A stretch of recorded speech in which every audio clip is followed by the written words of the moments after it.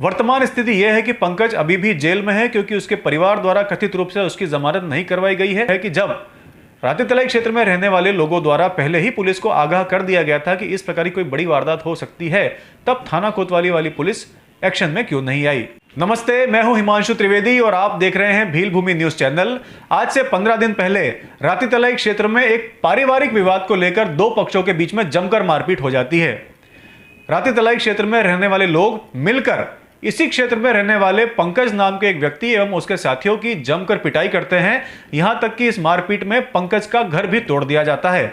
लेकिन यहां पर यह जानना भी बहुत आवश्यक है कि इस घटना के लगभग 20 से 25 दिन पहले यानी कि 1 जनवरी 2024 को रातीतलाई क्षेत्र में रहने वाले लोगों द्वारा पंकज के खिलाफ लिखित में थाना कोतवाली झाबुआ में एक आवेदन दिया जाता है। इस आवेदन में यह लिखा जाता है कि पंकज एवं उसके साथी, जो कि आदतन अपराधी हैं, जिनके खिलाफ पहले से ही कई मामले थाने में कोर्ट में चल रहे हैं, इनसे यहां के रहने वाले लोगों को खतरा है एवं कभी भी मारपीट हो सकती है, इसका अंदेशा है।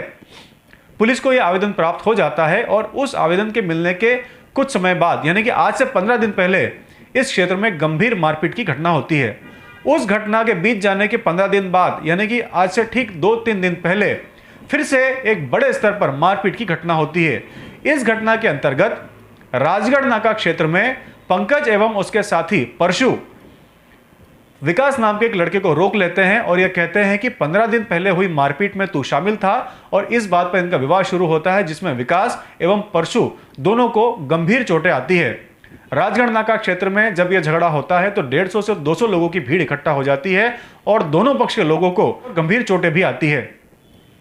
यह झगड़ा बढ़ते बढ़ते वापस से पंकज के घर पर पहुंच जाता है, जो कि 15 दिन पहले टूट चुका था, और वापस से पंकज के घर पर जाकर पत्थरबाजी होती है और घर को वापस से नुकसान पहुंचाया जाता है।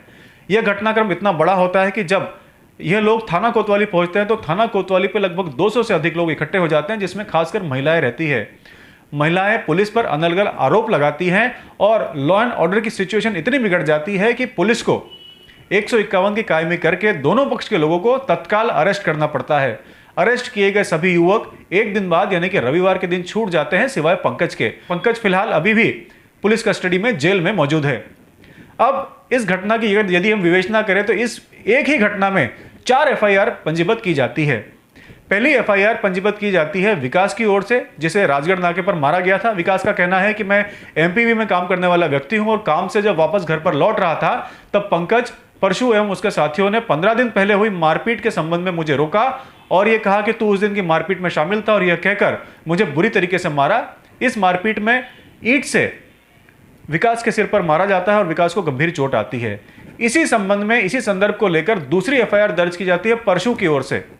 परशु कहता है कि वो और पंकज पहले से ही राजगढ़ नाका क्षेत्र में मौजूद थे, विकास से उनका कोई लेना देना नहीं है। विकास आगे रहकर उसके दोस्तों के साथ आता है और इन दोनों के साथ मारपीट करता है। इस पूरे झगड़े में परशु को भी गंभीर चोट सर पर आती है। तीसरी रिपोर्ट जो कि घर तोड़ने के संबंध में दर्ज की जाती है वो होती है पंकज की माताजी की ओर से, रामीबाई पुलिस को बताती है कि झगड़ा होने के बाद विकास एवं उसके साथी जितेंद्र, राहुल वगैरह इनके घर पर आते हैं और इनके घर पर जबरदस्त तरीके से पत्थरबाजी करते हैं और इसकी माता के साथ भी मारपीट करते हैं। और चौथी और आखिरी रिपोर्ट दर्ज की जाती है जितेंद्र के द्वारा, जो कि विकास का दोस्त होता है दूसरे पक्ष का।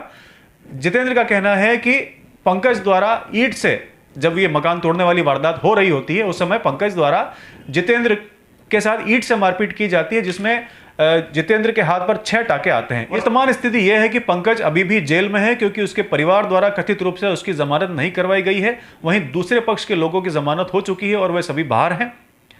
इस पूरे घटनाक्रम में उल्लेखनीय बात यह है, जो बहुत ही गौरतलब है, कि जब रातीतलाई क्षेत्र में रहने वाले लोगों द्वारा पहले ही पुलिस को आगाह कर दिया गया था कि इस प्रकार की कोई बड़ी वारदात हो सकती है, तब थाना कोतवाली वाली पुलिस एक्शन में क्यों नहीं आई।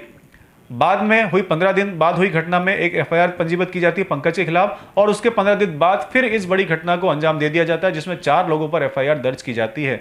उल्लेखनीय है कि एक पक्ष के लोग पंकज और परशु एवं उसके साथी, इन पर पहले ही कई सारे आपराधिक मामले दर्ज हैं। वहीं दूसरे पक्ष के लोग, जिसमें कि ड्राइवर और पुताई करने वाले और एमपीबी में काम करने वाले कर्मचारी हैं, जिनके द्वारा पहले ही आवेदन दे दिया गया था कि इस प्रकार की कोई घटना घटित हो सकती है।